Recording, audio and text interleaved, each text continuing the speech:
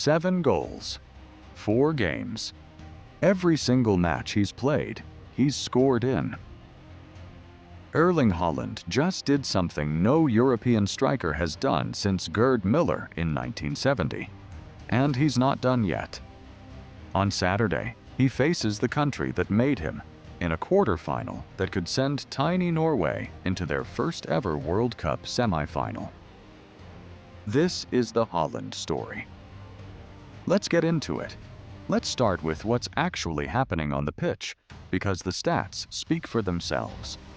Haaland is tied for the Golden Boot lead with Kylian Mbappe and Lionel Messi at 7 goals. In his club career, he's got 112 Premier League goals in 132 games for Man City. But internationally, he's even more efficient. 62 goals in 54 caps for Norway.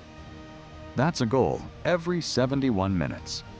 He scored a late winner against Côte d'Ivoire to get Norway their first ever World Cup knockout win. Then he followed it up with a brace against 5-time champions Brazil, a header and a rocket of a left-footed strike, to send Norway into the quarterfinals for the first time in the country's history. This isn't a fluke run.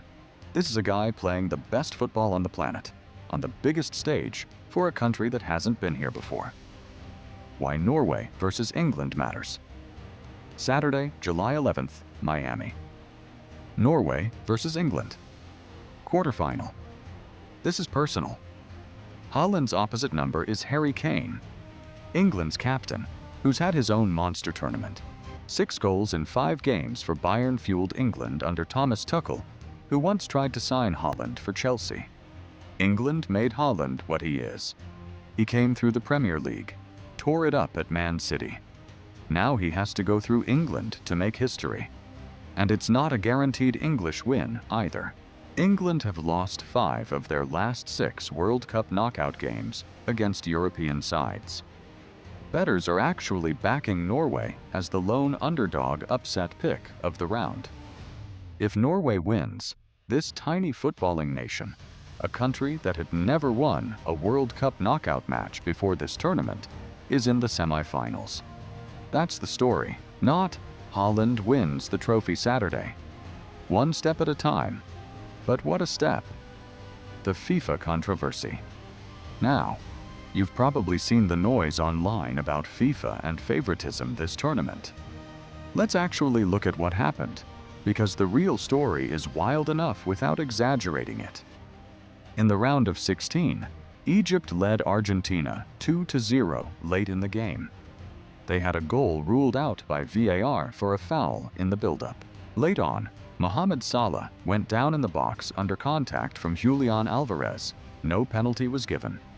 Argentina broke away and scored twice in the final minutes to win 3-2 and eliminate Egypt. The reaction was massive. Egypt's Football Federation filed an official complaint against the referee. Pundits like Ian Wright and Alan Shearer questioned why one contact was ruled a foul and the other wasn't. Egyptian players called it fixed. That's a real, documented controversy. FIFA wants Messi to win.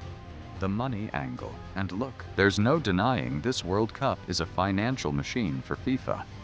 A 48-team tournament, hosted across the US, Mexico, and Canada, means more matches, more broadcast windows, more sponsorship inventory than any World Cup before it.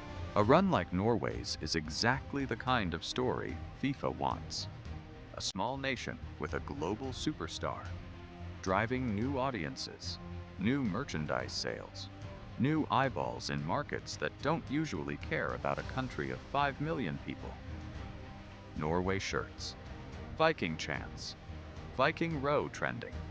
That's marketing gold, whether or not anyone at FIFA is engineering it. That doesn't mean the tournament is rigged. It means the sport and the business of the sport are pointing in the same direction right now, and Haaland is standing right at the intersection of both. So, can Haaland get Norway past England on Saturday? The numbers say it's closer than people think.